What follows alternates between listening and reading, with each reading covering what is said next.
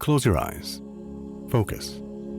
Listen to work getting done with Monday.com. Relax as AI does the manual work, while your teams are aligned on a single source of truth. Feel the sensation of an AI work platform, so flexible and intuitive, it feels like it was built just for you. Notice you're limitless. Now open your eyes, go to Monday.com, start for free, and finally, breathe. If you are going to a coach who is going to help you deal with your child's anxiety, deal with your OCD, deal with your trauma, and these are all things that coaches are advertising now, and this person doesn't have the minimum of knowledge and training about what they're stepping into, it's a problem. Welcome to Season 8 of Flusterclux with Lynn Lyons, where we talk about managing worry, anxiety, and all the other emotions too. I'm Lynn Lyons. I'm an anxiety expert, author, speaker, and mom. I've been a therapist for 35 years, and I'm still in the trenches with families, helping them navigate daily struggles and big problems. Parenting can be a flusterclux, but we tackle the serious stuff without being too serious. I'm Robin. I'm Lynn's sister-in-law and co-host, and I'm here to ask your questions. And I'm Ed, the producer of Flusterclux. And my brother. And my husband. Anxiety is a family problem with a family solution. Hi, Lynn. Hi, Robin. I'm looking out the window and it's a beautiful snowy scene up here in New England. Yeah, we have beautiful fluffy snow covering everything. It's nice. Okay, so Robin, I'm going to dive into a topic which honestly I am very careful about and probably have avoided diving into on this podcast, but the time has come. Okay, so this is something that clearly annoys you.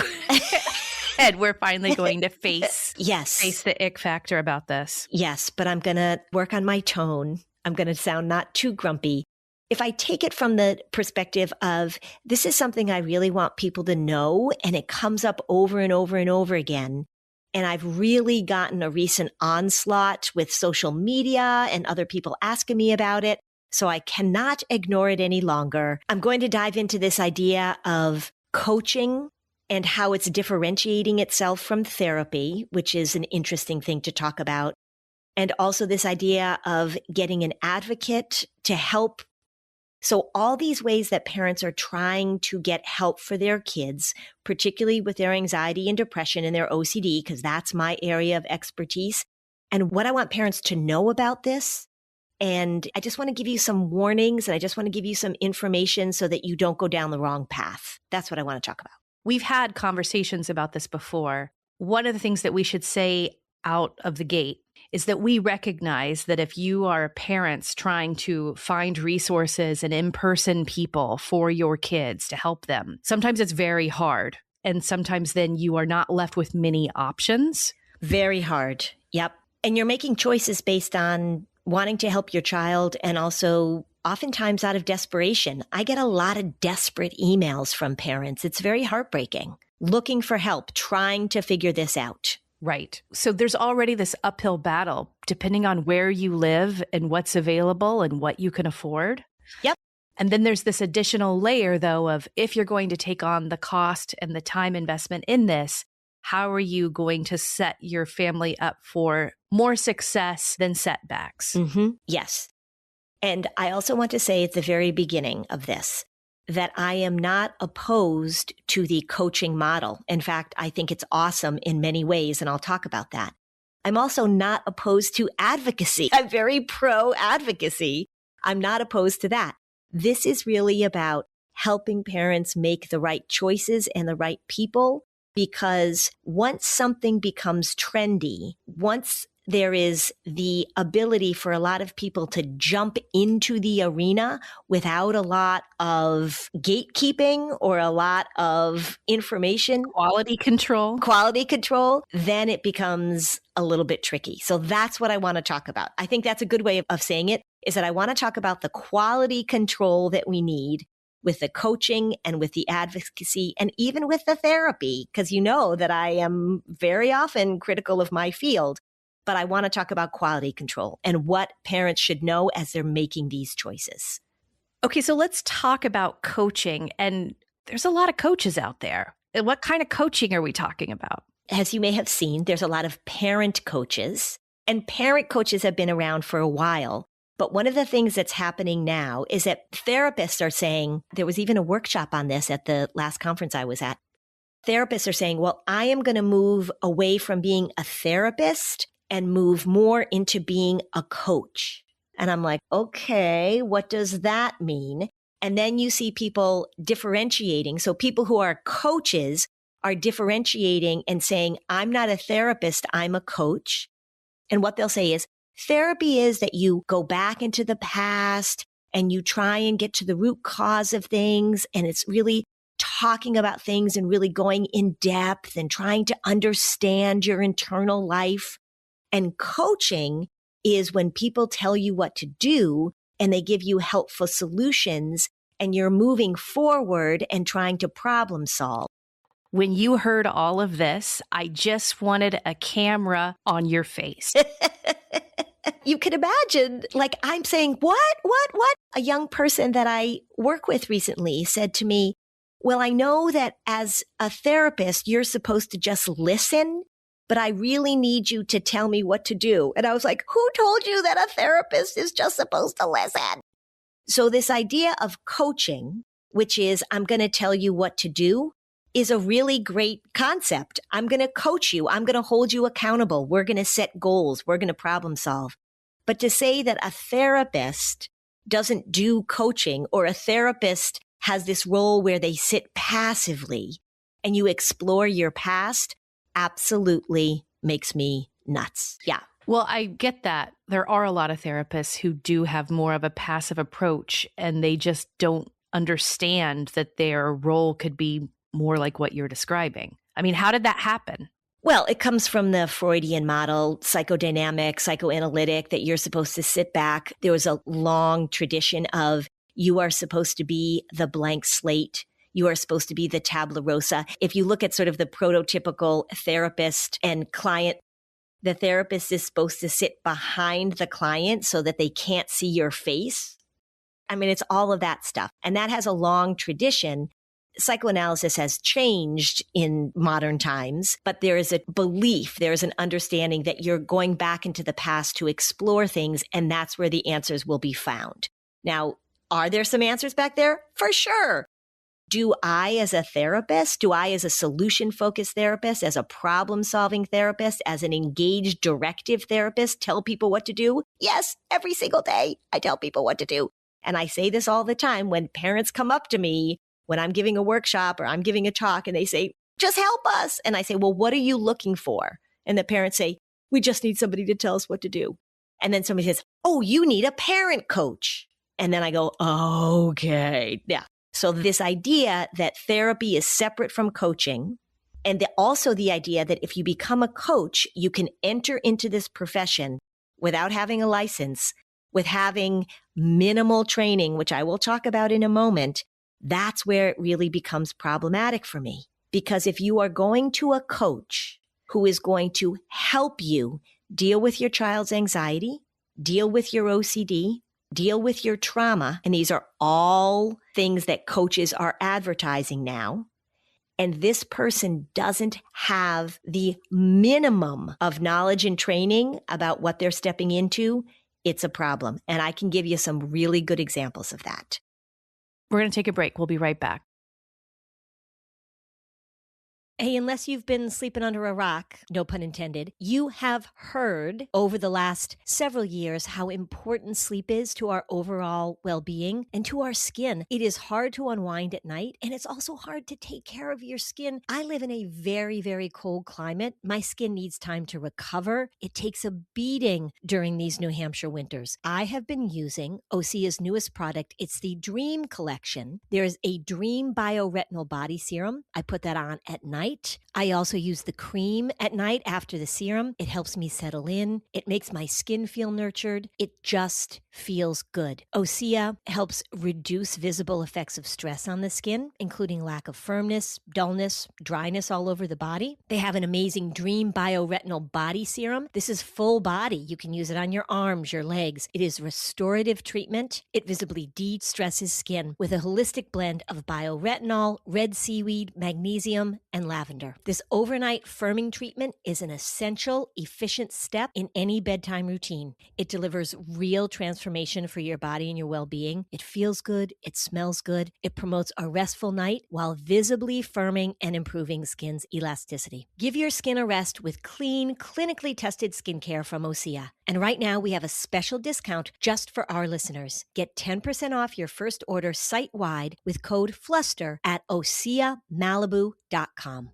Hey, so I was recently going through a whole bunch of photo albums and looking at my phone. I was gathering pictures together for a family event. I thought I should really just put these all together in a book. It's a really great idea to take a family event, to even take the last year and put it together in a book, a yearbook that highlights a favorite memory, a moment. The goal is to create a high quality photo book. It usually takes so much time, but the way that Journey Print works is that it has got a smart algorithm that generates the layouts. They're sorted by date. There is quick and easy editing. Have you ever tried to use some of those other companies? I mean, it's a pain in the neck. This is easy. There is premium satin or glossy paper. It's got a very high quality feel, sustainable production. They've got custom themes for personalization. They even include built-in maps and dates so that your Journey Print book, your year in review,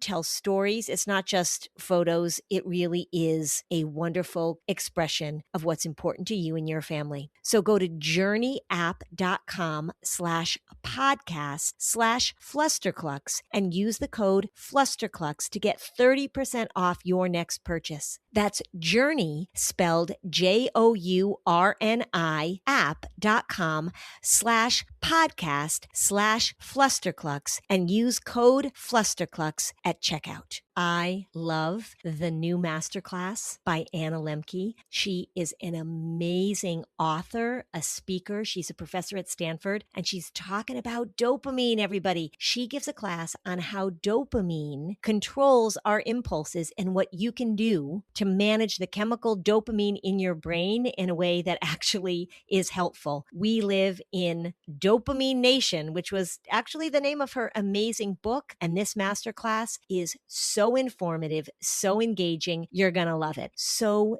interesting. And if you like to cook, oh my gosh, Alice Waters, that class is amazing. There are Mexican cooking classes, intuitive cooking classes. There is so much to choose from. It's hard to do anything else. So with Masterclass, remember, you can learn from the best to become your best. Plans start at $10 a month, billed annually. You get unlimited access to over 200 classes taught by the world's best business leaders, writers, chefs, and more. There's a great class on parenting that is going to give you concrete things that you can do as a parent. There are thousands of bite-sized lessons across 13 categories. It is time for you to learn. Right now, our listeners get an additional 15% off of any annual membership at masterclass.com/fluster. That's 15% off at masterclass.com/fluster, masterclass.com/fluster.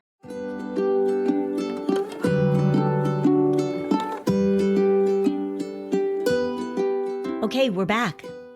Okay, Lynn, this is very interesting. I want you to go back to that therapist's conference that you were at where this was like a topic and a thing. I can imagine it's very frustrating having been in practice for 35 years or something. When you see these maybe newer to the profession therapists who were like, oh, maybe I want to be a coach instead. Mm-hmm. What would you like to say to those younger people in the field? Well, the reason that they're doing it, as far as I can tell, is for marketing reasons.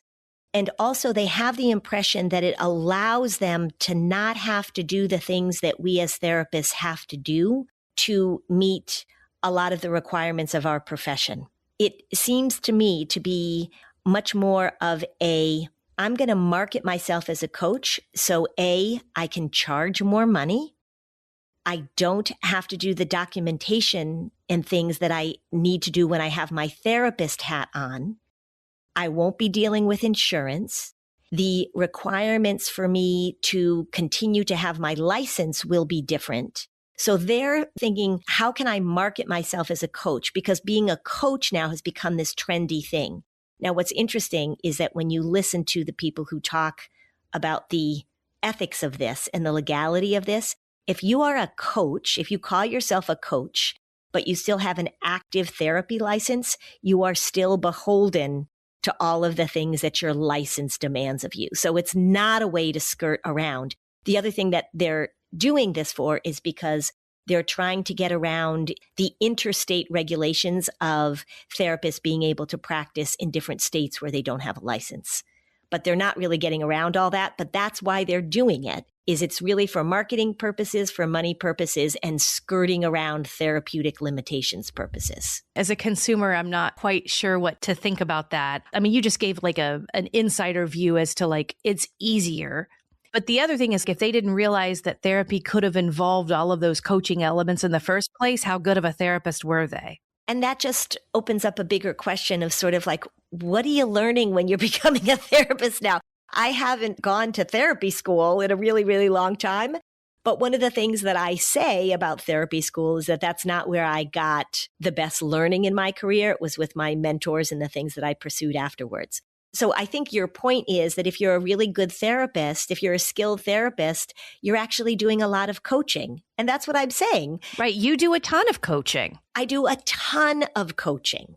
Because if we define coaching as let's set a plan, let's come up with a goal, here are the things that you're going to do. You're going to come back and tell me about what you did and didn't do. I'm going to help you understand this disorder you have called OCD. And I'm also going to do very concrete things to help you practice moving out of your disorder. All of that is coaching. It's this weird differentiation that has really taken off recently. I think young therapists are pissed off that they did all this work to become a licensed therapist, and these coaches are coming in and saying, you can come to me for coaching. So instead of saying like, hey, as a therapist, I'm a coach, they're saying, okay, so I've got to now call myself a coach, because that way then I can get a piece of this market. That's what I think is happening. Sure. You and I've had this conversation about a lot of different things because mental health as a field has some problems with it. But at the end of the day, parents are seeking help. And sometimes good advice can come in all of these different ways. And we don't know, like whatever is helping. And I can imagine that there are therapists and who become coaches. And then there are people who become coaches who weren't therapists. Correct. That's the more problematic for me. Right. How do you, if you can find a coach, but you can't find a therapist and work with your insurance and all of the other traditional paths, how do you judge whether or not this coach is going to be a good coach to sort of know what you're getting into? This is what you want to ask of a therapist too, is what is your training and expertise in dealing with this? And the problem is that with the coaching profession, the bar is super low. Now, I am not opposed to the coaching model. One of my very old friends, an incredibly skilled PhD psychologist, is involved in health coaching. One of my best friends is a health coach. She's gotten a ton of training and information on how do we help people figure out what works for them in terms of their health, and then how do we set up programs where people are accountable. That kind of coaching is incredibly positive and incredibly helpful. Here's where it falls apart for me. Say you have a strength coach. You go, they got a certification that they had to take 20 hours of online training, and now they're going to train you in your strength program. Do they know what to do if you get hurt? Do they know how to build a program so that you build strength, but that you don't blow out your rotator cuff? Do they know what to do if you're a lady like me with a frozen shoulder and you need help adjusting your program because your shoulder is injured? Do they know all of that? Well, it's interesting. You had a really serious spinal injury a couple years ago. You wouldn't have gone to a trainer. You went to physical therapists who had specialized expertise in spinal recovery, I guess, whatever you call it. Yeah. And there were things I needed to do differently.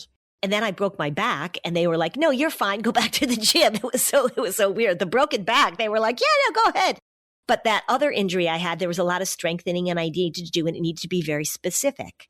You have to know whether or not somebody is able to manage you, able to manage what we're talking about. I want to just give you some examples of some of the coaching programs that I've come across recently. So there is a very big parenting coaching program, a parent coach program, very popular. It requires minimal training. and it is online. So one of the things that you can do is that you can take their coaching certification program. Now, just so you know, certification means nothing. Certification, when anybody says that they're certified in, that means they took a course and they passed the course based on the person teaching the course. As opposed to licensure. Yeah, as opposed to licensure. One of my courses, actually, I did a course for a continuing education program a while ago, and they took my course and they made it a certification course, which I was like, okay, really? But they did. And now I see people put on their resumes, I see people advertise that they are certified in child, adolescent, whatever they call it. And I'm like, really? That means that they took my course. That's what that means. These parenting coaching programs have minimal training. Okay, let me just give you an example. Okay, you could become a neuroscience coach. Now, doesn't that sound fancy, Robin? It costs, for the low, low price of $87, it is 40 hours of online learning where you watch 40 hours of recorded information. That's 1 week of full-time employment, 40 hours. And then they also have, it's called the Essential Launch, and it's your business starter package that you can pay extra for.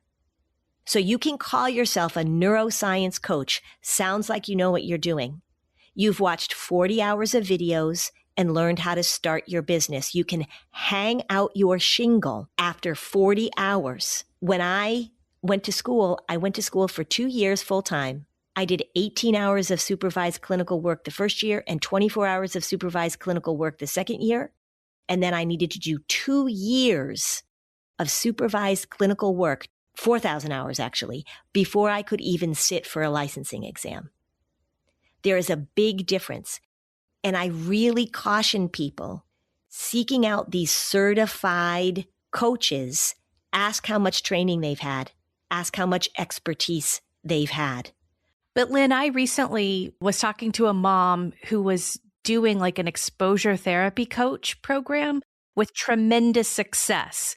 Explain the good and the bad, because when she described what that program was, it sounded so much about like I've heard you assign the same types of things to your patients. So how are we differentiating this? Well, it really just depends on who's setting up the program. Like with the selective mutism, they have these great camps, and there's somebody that's setting up the exposures, that's setting up what you're supposed to do. Coaching somebody to do exposure work is incredibly important and helpful and a huge part of what I do. And if I had somebody, like say, Robin, you said, you know what, I'm going to quit this travel gig and I want to be an OCD exposure coach. I'd be like, all right, I'll train you to do that. You can work for me, Robin, and I'm going to give you the exposures and I'm going to tell you how to do them. And you're going to work with me and we're going to work with the client.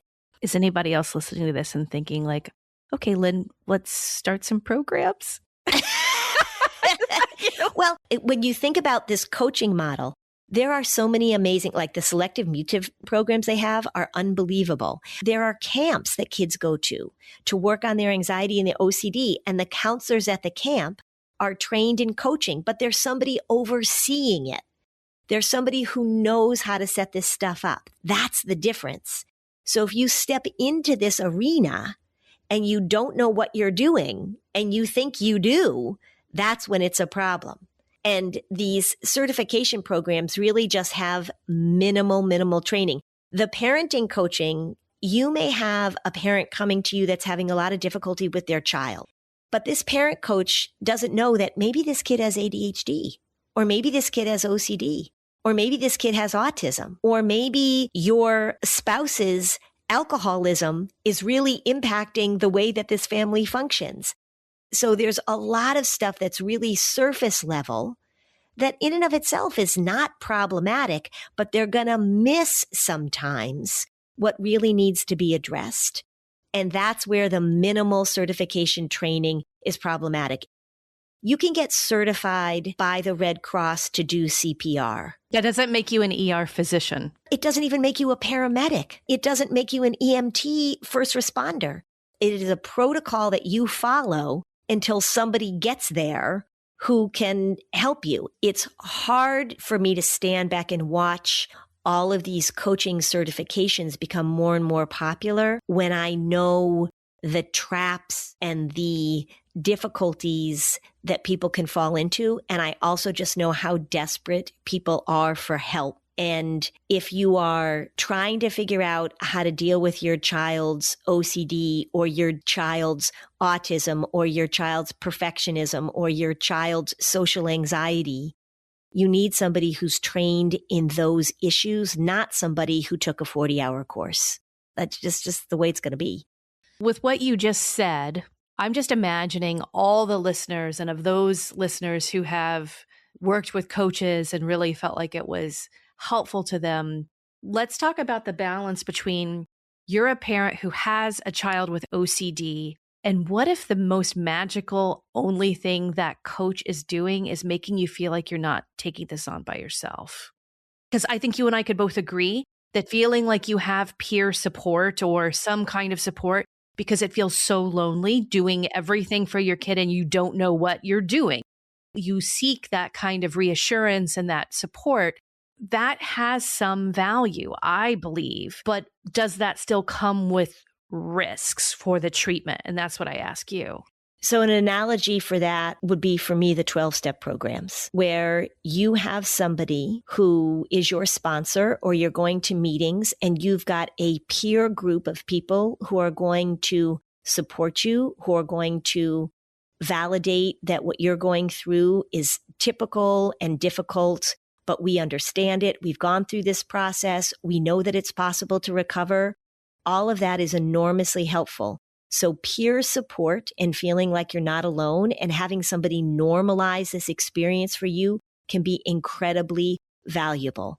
But what doesn't happen in a 12-step program is your sponsor setting up a detox protocol for you. What doesn't happen in a 12-step program is somebody at a meeting providing family therapy to you and your spouse to try and get through a difficult part in your marriage. There are limits, and I think that's what we need to recognize. This is why I am not against the coaching model. And also, if you think about it in terms of mentoring, that there's somebody who's gone through something that you are unfamiliar with, and they're going to walk you through the steps. You and I just had a conversation before we started recording because you lost your mom and I just lost my mom. And you said some things to me that were enormously helpful because of your lived experience. So all of that connection is really, really important. My only beef is somebody hanging out a shingle, charging $300 an hour and putting themselves out there as an expert when they don't have expertise. That's my beef. We're going to take a break and we'll come right back. Hey, it's the new year. Time for a wardrobe refresh? Quince has you covered with luxe essentials that feel effortless and look polished. They're perfect for layering, mixing, building a wardrobe that lasts. Their versatile styles make it easy to reach for them day after day. And that's what I've been doing. This past month, I had a ton of travel. I had a lot of presentations. I was packing, unpacking, needed to get dressed and undressed, looking good, looking polished. And I want items in my wardrobe that are easy, that I can put them on day after day. I can wash them, I can iron them, and I look polished, I look professional, and the quality is just evident. If you are looking for great pieces that are not over the top expensive, if you are looking to get the most wear out of your wardrobe, go with Quince. Refresh your wardrobe with Quince. Don't wait. Go to quince.com/fluster for free shipping on your order and 365-day returns. Now available in Canada too. That's QUINCE.com/fluster to get free shipping and 365-day returns. Quince.com/fluster. Every day at Sierra, you'll find top brand apparel, footwear, and gear for 20 to 60% less than department and specialty store prices. And during clearance time at Sierra, those incredible prices are 40 divided by 2.5, carry the 1, even lower. And when you shop clearance at Sierra, you can save a whole lot more on everything you need to get active and outside. That's a lot of saving. Epic brands, vast selection, teeny tiny prices. That's Sierra. Visit your local Sierra store today or shop online at Sierra.com.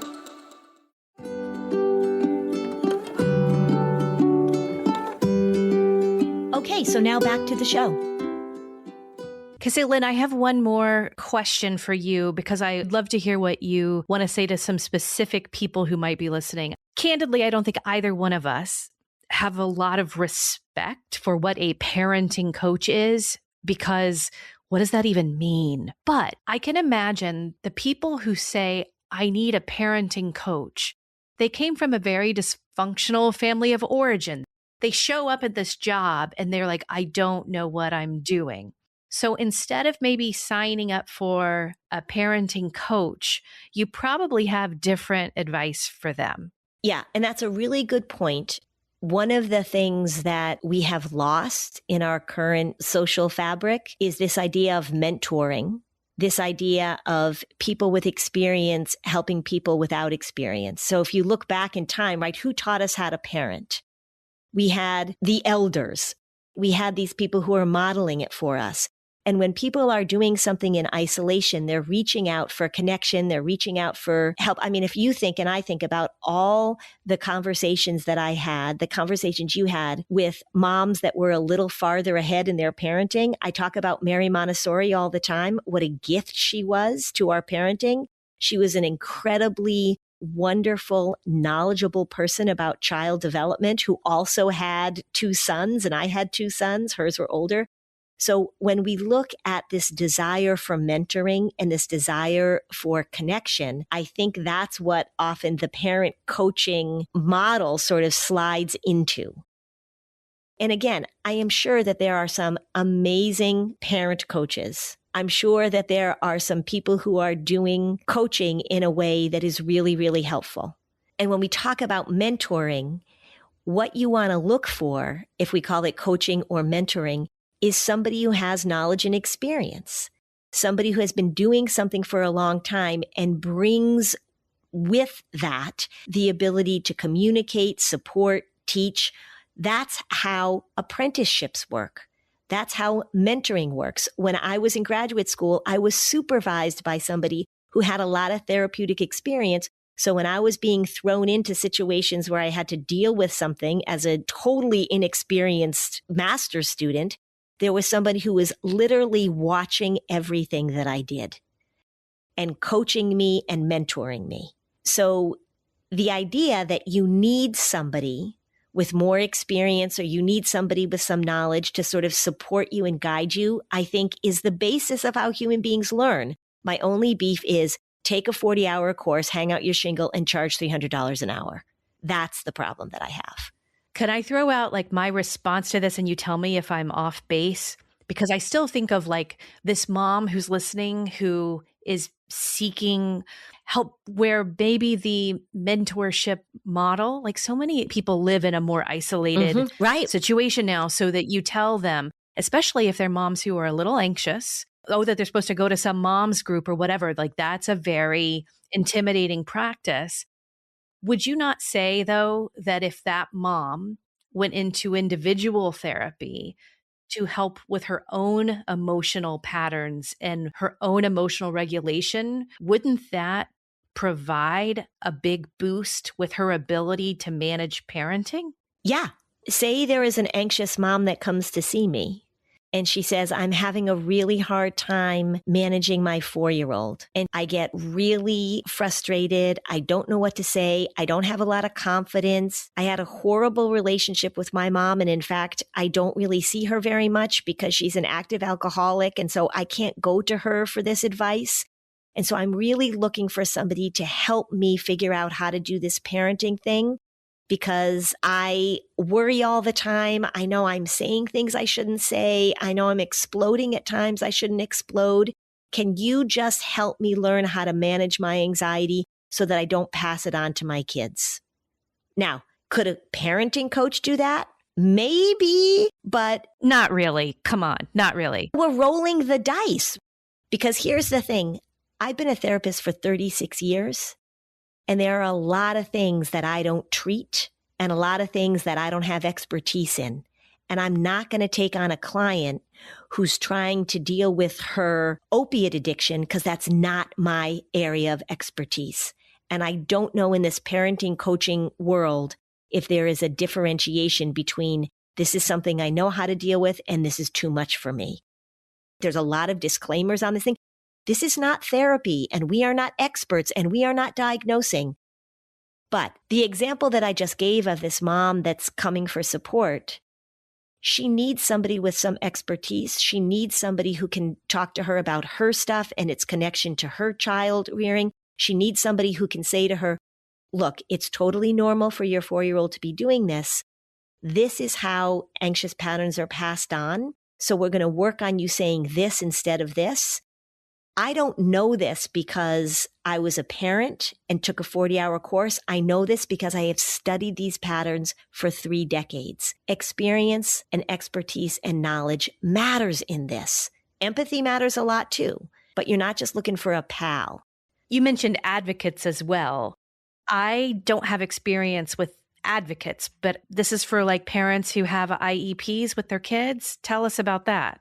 Yeah. And again, I'm not going to throw the baby out with the bathwater because there are certain situations in which if you have somebody with you who is very knowledgeable about special education law and what you can ask for, perhaps you have a really hard time speaking up in meetings or you're not even sure the questions to ask, and you have somebody that has a lot of experience in this realm who is there to support you, who is there to advocate for you, who is there to ask the right questions.